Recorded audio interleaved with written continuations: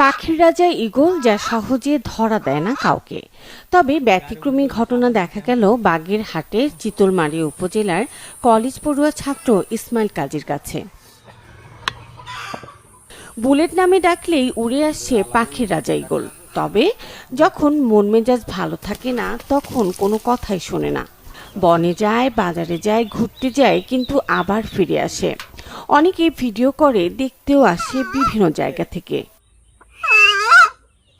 বন্য পাখিকে পোষ মানানো বেশ কষ্টসাধ্য বিষয়, আর ঈগলের বিষয়টি তো আরও দুঃসাধ্যের কাজ। কিন্তু কঠিন হলেও ঈগল ছানাকে বশে নিয়েছে ইসমাইল, করছেন সন্তানের মতোই লালন পালন। 4 থেকে 5 মাস আগে বাড়ির পাশে একটি গাছের মগডালের বাসা থেকে নিচে পড়ে যায় ঈগল ছানাটি। এরপর সেটি বাড়িতে এনে চিকিৎসা করে পোষ মানিয়ে ফেলেন ইসমাইল। এখনো পর্যন্ত কোনো সমস্যা হয় নাই। ওর এসে আপনার টুঙ্গিপাড়ায় পশু হসপিটালে নিয়ে যাওয়ার একটা ভ্যাকসিন করাইছি রানীক্ষেতের।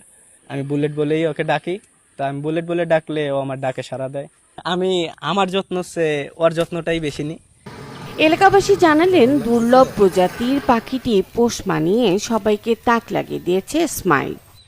ওটা আদার খাই খুব টাটকা তাজা, মাছ খাই, টাকি মাছ, শৈল মাছ, গোশও খাই, গরু গোশ।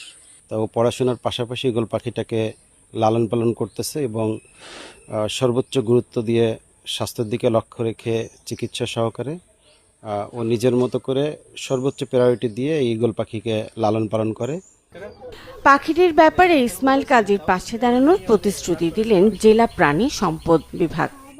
এখন যেহেতু এটা পোষ মেনে গেছে, এটা পোষা পাখি হিসেবে এখন দেখা যায়, তো আমরা সে সহযোগিতা আমাদের কাছে চাইলে আমরাও সহযোগিতা করব।